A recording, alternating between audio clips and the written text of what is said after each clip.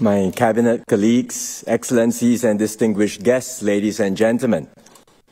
This year marks Singapore's 60th year of independence. Back in 1965, few believed that we would make it. We were a small city-state with no natural resources, no hinterland, no means of defense. The odds were stacked against us. But step by step, we defied expectations. We overcame challenges and built the Singapore today as a vibrant, modern, and globally respected nation.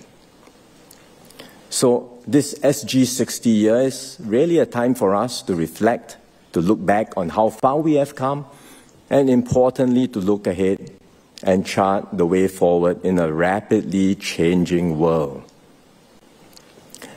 To understand our journey, we must first understand the global environment in which our nation was forged. Singapore's success did not happen in a vacuum. For much of the past 60 years, we thrived in a post-World War II rules-based international order, one that was shaped and underwritten by American leadership. After the Second World War, the U.S. took an extraordinary approach for a victorious power. It supported decolonization, paving the way for the independence of many nations in Africa and Asia. It helped to rebuild the economies of its defeated enemies, Germany and Japan, and it launched the Marshall Plan to help Western Europe get back on its feet. It established global institutions like the United Nations, the IMF, and the World Bank, and GATT, and later on the WTO. It championed free trade and open markets. All this promoted an international system of rules and norms that enabled global cooperation. It created space for smaller nations like Singapore to participate meaningfully in world affairs and to benefit from global trade and development. America pursued these efforts out of its own enlightened self-interest. Because having been dragged into 2 world wars, it was determined to prevent another global conflict. And it believed that applying its power to uphold such a global order, it could foster peace and prosperity, not just for the world, but also for itself. During the Cold War, the U.S. took decisive steps to stem the tide of communism. Its intervention in Vietnam gave Southeast Asia and Singapore the time and space we needed to develop and grow. The Vietnam War remains controversial, and so what we say about it may not be universally accepted, even in America itself. But Singapore is profoundly grateful for the tremendous sacrifices the U.S. made intervening in Indochina at that time. Then, when the Soviet Union collapsed in 1991, the U.S. stood alone as a sole superpower.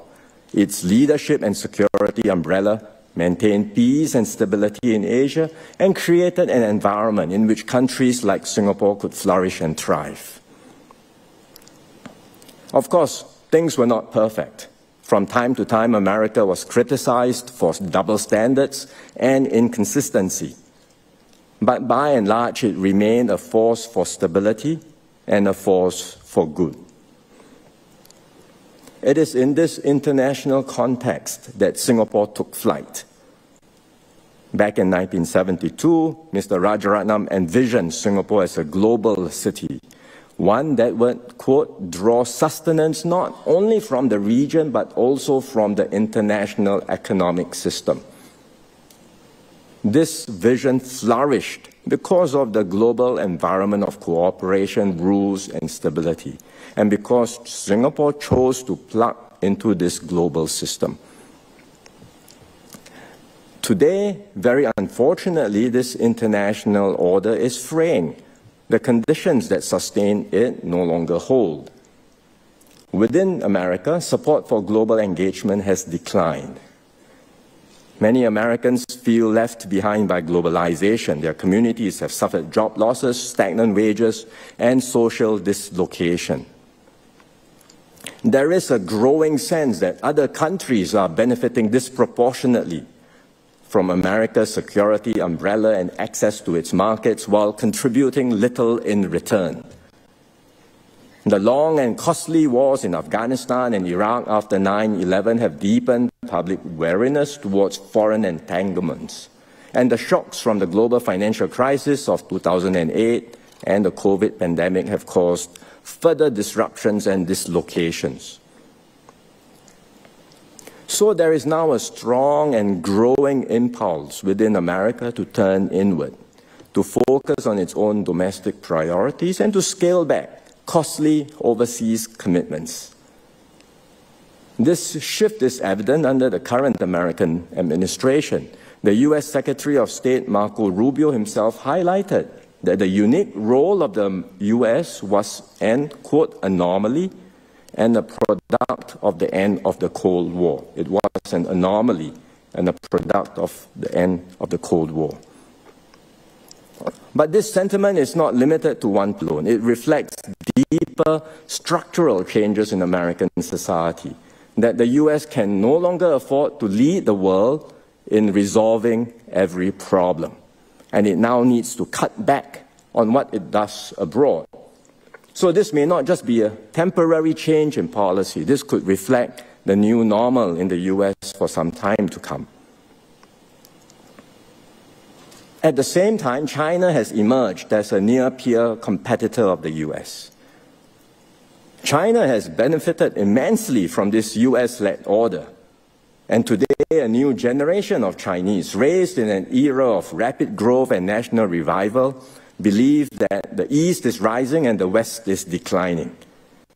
They are also more assertive, determined to the perceived humiliations of the past and to secure what they see as China's rightful place in the world.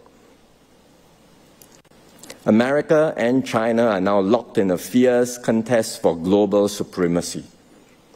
Neither country wants open conflict, but there is deep mistrust and suspicion on both sides. Miscalculations, especially over flashpoints like Taiwan, could trigger a broader and more dangerous escalation. Both powers claim they do not wish to force countries to choose sides. But in reality, each seeks to draw others closer into their respective orbits. This rivalry is already reshaping our world and will continue to define the geopolitical landscape for years to come. So we are in the midst of a messy transition globally. To what? Nobody can tell. America is stepping back from its traditional role as the guarantor of order and the world's policeman. But neither China nor any other country is willing or able to fill the vacuum. So nations are turning inward, prioritizing their own narrow interests. The once rising tide of global cooperation that defined the past decades is giving way to one of growing competition and distrust. And as a result, the world is becoming more fragmented and disorderly. Amidst these geopolitical realities, countries everywhere are re-examining their strategic assumptions and recalibrating their policies. In Europe, many were surprised by America's ambiguity on security guarantees for Ukraine and NATO and its uneven treatment of allies and partners. There is palpable anxiety over reliance on US military support, and European countries are fundamentally rethinking their defense postures. France has raised the idea of extending its nuclear umbrella to other European partners, for example. Poland has expressed interest in acquiring access to nuclear weapons. And Germany's Bundestag has voted to exempt defense spending from its fiscal rules.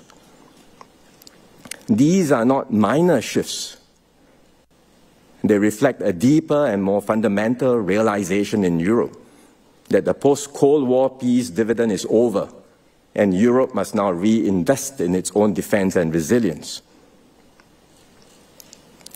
In Asia, these developments are being watched just as closely. The former Japanese Prime Minister Fumio Kishida once warned that Ukraine may be East Asia tomorrow. That warning carries greater weight and urgency today. The abrupt recalibration in American support for Europe has prompted Asian countries to question the durability of America's commitment to the region. In his first trip to Asia, the U.S. Secretary of Defense Pete Hegseth sought to reassure regional partners. He said, and I quote, "America first does not mean America alone," and that the U.S. would prioritize and shift to Asia in a way that is unprecedented and establish the deterrence necessary to prevent war. Even so, countries will take steps to strengthen their own capabilities, just in case help does not arrive in time. They will remember that President Obama once declared that U.S. was rebalancing towards Asia, but this stance was not sustained in subsequent U.S. administrations. So that's why in both Japan and South Korea, public debate over defense has intensified. There are calls to bolster deterrence, including through enhanced missile and air defenses, and even discussions once considered taboo about acquiring nuclear weapons. What was once unthinkable is now openly contemplated. So all this marks a major psychological shift across the region. And if these trends persist, it could reshape Asia's strategic balance in fundamental ways, leading to heightened military buildup, riskier deterrence postures, and a more brittle regional security environment. Alongside growing geopolitical unease, we are seeing growing turbulence in the international economic system. There is a well-known adage in international economics about the trilemma between economic interdependence, economic security, and geopolitical competition. Only two can coexist at the same time, but not all three. So after the end of the Cold War, geopolitical tensions subsided. Hence, countries could embrace interdependence while maintaining a broad sense of economic security. Today, geopolitical competition has returned with a vengeance. The major powers no longer feel economically secure. So something's got to give. And where economic interdependence was once seen as a virtue, it is now seen as a vulnerability. And therefore, governments are responding by localizing production, building up self-sufficiency, and reasserting greater control over critical supply chains and strategic industries. Economic instruments like tariffs, export controls, and sanctions are being used not for market purposes, but as instruments of statecraft to advance national interest. Well, these trends are not new, but they have reached a new intensity with the latest U.S. tariff moves. The U.S. has since postponed most of its reciprocal tariffs, but there is little comfort in this, because the current baseline tariff rates are still much higher than what they used to be, and the changes have already caused great uncertainty for businesses everywhere. No company can comfortably plan long-term investments while knowing that the tariff rates could be changed at a moment's notice. Moreover, the US and China are entering a full-blown tariff trade war. The US tariffs on Chinese goods are now 145%. And China has responded, as all of you know, with tariffs on US goods at 125% and vowed to fight to the end. At these rates, trading between the two countries will just grind to a halt. And the pain will be felt not just by them, but by countries everywhere. For now, neither side wants to back down. There are no obvious off-ramps, no easy paths to de-escalate. and the deterioration of trade ties will accelerate the decoupling of the two economies. What we are witnessing is the remaking of the global economy not as one integrated system, but increasingly as bifurcated ecosystems centered around America and China. And as economic ties fray, other aspects of the US-China relationship will come under greater strain. Trust will erode further. Tensions will rise across multiple domains. I've just shared what I think is sobering but a realistic assessment of our concerns happening globally. For a small, open economy like Singapore, these global developments are deeply worrying. Our prosperity has depended on a stable, rules-based global order and the free flow of trade, capital, people, and ideas. As the old order frays, a new one will eventually emerge. It is likely to be more multipolar, less coordinated, and more contested. It will not be shaped by the grand designs of a single superpower, nor by a harmonious concord of all the major powers, but more by the actions and choices of many different players. And despite our limitations as a small state, we cannot afford to be a passive bystander in this evolving landscape. Instead, we must respond with agility and resolve and actively shape our own destiny. And Singapore today is not without agency. We are better resourced, more capable, more connected than we were in 1965. We have forged strong friendships around the world. The Singapore brand is well regarded, and we enjoy a deep reservoir of international goodwill. More importantly, we are not alone.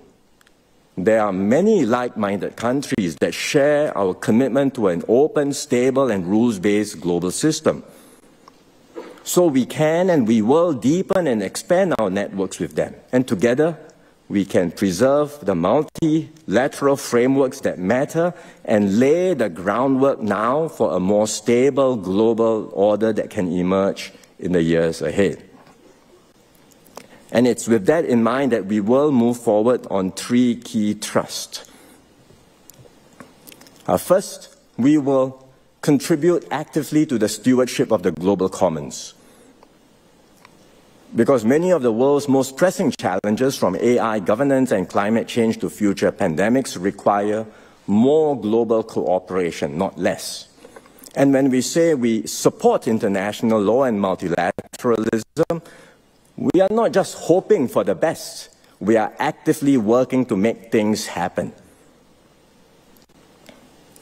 We understand that our interests as a small state are best protected when rules apply equally to all, and we take concrete steps to uphold these rules.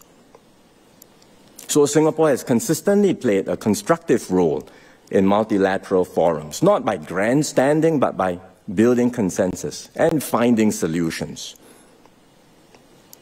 Most recently, our ambassador, Rina Lee, led the successful UN negotiations on the High Seas Treaty on Biodiversity, a landmark agreement that strengthens global governance over marine areas beyond national jurisdiction. It's a remarkable achievement, and it shows that despite a fraught geopolitical environment, it is still possible for the world to come together to find consensus. We have nominated Rina as a candidate to serve as a judge at the International Court of Justice. It's a reflection of our continued commitment to the rule of law in international affairs. Singapore can also serve as an incubator for practical ideas and initiatives. For example, during the COVID pandemic, we founded and co-chaired the Friends of COVID-19 Vaccines Global Access, or COVAX, facility to promote vaccine multilateralism. More recently, we launched the Financing Asia's Transition Partnership, or FAST-P. This is a blended finance platform aimed at mobilizing private capital to support Asia's decarbonization. Given our developmental journey, we can also do more to support other countries' development by sharing our experience. Our approach is centered on supporting human capital development, which we believe is the fundamental ingredient for any country's success. And we do this through training programs and study visits to build capacity and to catalyze change. And we have been able to make an impact. Since 1992, the Singapore Cooperation Program has benefited more than 155,000 officials from over 180 countries, territories, and intergovernmental organizations. We will do more in these challenging times, and that's why we have established a new development partnership unit in MFA to coordinate efforts across government agencies in Singapore, strengthen collaborations, and focus on areas where Singapore can make a meaningful impact. We will continue to focus on Southeast Asia, which is our region, but we will also set aside more resources for partners further afield in Africa, the Middle East, Latin America, the Pacific, and the Caribbean. And we will expand our work in new domains like the digital economy and renewable energy. And through these efforts, we hope to be a responsible stakeholder that helps shape a more stable, resilient, and inclusive global environment. Second, we will champion deeper regional cohesion and integration. ASEAN remains central to Singapore's foreign policy. In a fragmented world, regional unity matters more than ever. If ASEAN can stay cohesive and proactive, it will help all 10 members navigate geopolitical tensions and maintain our collective relevance. As Mr. S. Rajaratnam once said at the founding of ASEAN, if we do not hang together, we will end up hanging separately. ASEAN's economic integration has come a long way. Combined, we are now the world's fifth largest economy, and we have managed to make the ASEAN Free Trade Area virtually tariff-free. Virtually, not yet 100%. So there's still some way to go. These gains have already benefited our citizens and businesses, but we cannot and we should not stop here. We have to accelerate our integration efforts. We should aim for 100% tariff elimination across the region and boost intra-ASEAN trade. And we should further reduce non-tariff barriers to make it easier for businesses to operate across ASEAN. We should also conclude the ASEAN Digital Economy Framework Agreement and upgrade our FTAs with key partners like China, India, and the Republic of Korea. We should also accelerate the development of the ASEAN power grid by facilitating cross-border electricity trade. The grid will help our region to transition faster to green energy, draw in new investments, create better jobs, and strengthen our collective energy security. Beyond our immediate neighborhood, ASEAN has over the decades built an open and inclusive regional architecture. Through forums like the East Asia Summit, we bring all the major powers to the same table and give them a stake in our region's success. Complementing the EAS, we have the ASEAN Outlook on the Indo-Pacific. This emphasizes openness, inclusivity, and cooperation. It explicitly rejects zero-sum competition or dominance by any single power. So Singapore will work with the Malaysian chair of ASEAN and our EAS partners to translate the AOIP's vision into concrete projects and initiatives. We hope this will bolster the relevance of ASEAN and the EAS. And when Singapore takes over the ASEAN chair in 2027, which will also mark ASEAN's 60th anniversary, we will use the opportunity to deepen regional integration and ensure that ASEAN remains a vital and credible anchor for peace and prosperity in Asia. Thirdly, we will strengthen our global network of partnerships. In this increasingly multipolar world, we must develop more varied and deeper relations with multiple partners. Because the more connected we are, the more resilient we will be, and the better we can navigate uncertainty and withstand shocks. Economically, we are already plugged into major networks and frameworks like the CPTPP, RCEP, and an extensive network of FTAs. These give us market access and insulation against rising protectionism. But we must go further to reinforce the multilateral trading system and preserve open flows of trade and investment. Over the past week, I've spoken with counterparts from Malaysia, Japan, New Zealand, the UK, and the EU. We represent different countries across different regions, but we all agreed on one thing. The world needs more cooperation, not less. And we must not retreat into protectionism or isolationism. One idea we are pursuing is greater collaboration between the CPTPP and the EU. The UK is already in the CPTPP, and there are several economies keen to join as members. The CPTPP and the EU combined represent around 30% of the world's GDP. A formal partnership between the two entities can facilitate trade and investment flows and help to uphold the key principles of the rules-based trading system. Another idea is to strengthen the ASEAN-EU strategic partnership. The EU has been a dialogue partner since 1977. It already has FTAs with Singapore and Vietnam, and is pursuing trade arrangements with other ASEAN countries. So deeper collaboration between our regions on concrete projects can help us make progress towards the eventual goal of an ASEAN-EU FTA and unlock the potential of our combined market of over 1 billion people. Beyond economic partnerships, we are deepening and expanding strategic partnerships with like-minded countries, including Australia, New Zealand, India, France, Germany, Republic of Korea, Saudi Arabia, the UK, and Vietnam. We are reaching out to new frontiers in the Middle East, Africa, and Latin America. In the Middle East, the Gulf countries are growing rapidly and positioning themselves as key geopolitical players in their own right. We have a comprehensive partnership with the UAE, and we just upgraded our relations with Saudi Arabia to a strategic partnership. We have also institutionalized dialogues with Qatar and Oman. So we will do more, not just with the Gulf countries, but also other Middle Eastern partners. And we will step up efforts to develop closer ties with Africa and Latin America. These regions are brimming with potential, but we have not fully engaged them due to distance or unfamiliarity.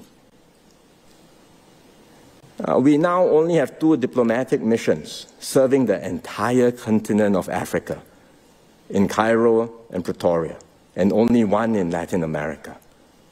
This is insufficient. We will open new diplomatic missions in Africa and Latin America over the next few years. We hope this will show our friends in Africa and Latin America that Singapore is keen to do more, to trade, invest, and partner with them for mutual benefit. These are the steps that we will take to navigate this increasingly fragmented and turbulent world. Like in 1965, we once again find ourselves in uncharted waters. We are still a small country with no natural resources, but we are no longer the Singapore of 6 decades ago. We have built deeper capabilities and become stronger and more resilient. We've found innovative ways to overcome our lack of critical resources, be it water, land, or energy. We've carefully built up our financial reserves, providing us with a vital cushion in times of crisis.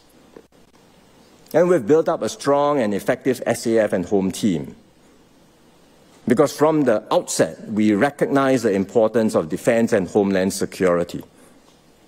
And unlike some places which scaled back conscription or cut back on defense spending, we consistently invested in these areas over the years and strengthened our institution of national service. Singaporeans know that if we are ever threatened, no one will come to our rescue. No one else will safeguard Singapore's interests or secure our future for us. We can only depend on ourselves. No doubt, Singaporeans today are also more well-traveled, more well-informed about the world. Many don't just want to know how Singapore will be affected by developments elsewhere. They also want to know how we are responding and why. Naturally, there will be differences in views and even strongly held opinions of how we should position ourselves internationally on global issues. In fact, it's a sign of a healthy and mature citizenship to have a diversity in views and opinions. But we must never let our diversity become a source of division. And in an increasingly fractious and polarized world, we must hold fast to what binds us together: a sense of mutual respect, shared purpose, and the conviction that what unites us is far stronger than anything that can divide us. Ultimately, Singapore's survival and success in this uncertain world will not rest only on the actions of its leaders or the efforts of our diplomats abroad, capable as they are, and we do have very capable diplomats. In the end, it depends on all of us as Singaporeans, our belief in our nation, and our shared sense of responsibility to protect our home and our fellow citizens. Singapore may be an island, but we cannot have an island mentality. We have to look out for one another. We have to strengthen our bonds of fellowship within our society and with others beyond our shores. This applies not just to us individually, but as a nation too. Even if other countries turn inward, we have to remain open. Open to ideas, open to partnerships, and open to opportunity. We have no choice, because that has always been Singapore's way. Not to retreat, but to reach out. Not to build barriers, but to build bridges. For centuries, Singapore has served as a safe harbor and a natural meeting point for cultures, commerce, and exchange. Be it as the maritime town of Temasek, or as a free trading entrepôt in the British Empire, or as today's sovereign global city-state. Before the advent of the steam engine, ships traversing the region were at the mercy of the monsoon winds, which brought rough seas, unpredictable weather, and unfavorable winds. Ships would often have to find safe harbor and wait for the winds to clear or to turn favorable before carrying on their journey. The monsoon patterns of maritime travel meant sailors, traders, and immigrants from China, India, and the Malay archipelago and the Middle East would then come to Singapore as a meeting point, as a hub, to meet, trade, and settle. Today, the monsoon winds are blowing again, but we do not need to cower, and we certainly will not capitulate. We cannot control currents, but we can chart our own course with courage, foresight, and skill. So Singapore will continue to be a safe harbor, a glorium, and a trusted hub for all sides to engage. In so doing, we will ensure that our people can earn a good living and generate products, ideas, and contributions that bring value to ourselves and also to the world. So let us not fear. Let us stay united and weather the storms ahead as one people. Let us continue to turn our vulnerabilities into strength. And let us stay true to this nation and ensure this little red dot will shine brightly as a beacon of hope, stability, and purpose on the world stage. Thank you very much.